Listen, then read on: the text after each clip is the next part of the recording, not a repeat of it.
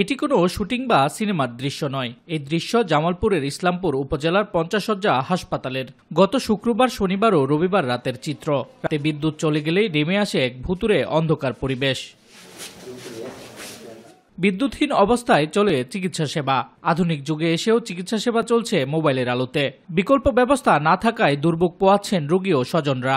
বিদ্যুৎ গেছে, বাচ্চা কান দিতেছে, আমি এই দোকানে যাইতেছি একটু কার্টুন আনতে, বাতাস করা লাগবো। কখন কারেন্ট আসে তাতে গ্যারান্টি নেই। কালকে কারেন্ট গেছিল, অনেক সমস্যা করে থাকা হয়েছে। অন্ধকারের ভিতরে সবাই অনেক কষ্ট করতেছে। আমি চাই যে জেনারেটর সারা দরকার। ফ্যান চলতেছে না, খানা বানা করতেছে না, এলি তো অসুবিধা হইতেছে। বিদ্যুতের দরকার। সেবা প্রত্যাশীদের দাবি, চিকিৎসক ও নার্সরা মোবাইলের ফ্ল্যাশ লাইট জ্বালিয়ে দিতে হচ্ছে ইনজেকশন, স্যালাইন কিংবা জরুরি চিকিৎসা। এতে বাড়ছে ঝুঁকি, ঘটছে ভুল চিকিৎসার আশঙ্কা। এদিকে যেমন ব্যাহত হচ্ছে চিকিৎসা সেবা। হাসপাতালে আছে, কারেন্ট নাই, ফ্যান নাই, কোনো কিছু নাই। এই তো কষ্ট মধ্যে পড়ে গেছি।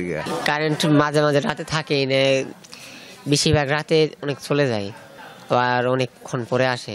উপজেলাতে বিদ্যুৎ আসলে কমই থাকে, সামনে দেখা যাবে আরো সমস্যা হচ্ছে। বাট আমাদের চিকিৎসাতে কোনো ঘাটতি হয় না। চিকিৎসা আমরা মোমবাতি দিয়ে হলেও আমরা পুরোপুরি চিকিৎসাটা দিয়ে যাচ্ছি। সংশ্লিষ্টদের দাবি, বিদ্যুৎ সংযোগে কারিগরি ত্রুটির কারণে এই পরিস্থিতি। দ্রুত সমাধানের আশ্বাস তাদের। জমানোর আছে, সারাদিন চালাইছে, ওদের একটু চাপ করে যাচ্ছে। মেশিন তো বোঝান, এগুলো তো মেশিন, তো আমরা যেমন সারাদিন কথা বললে কষ্ট হয়।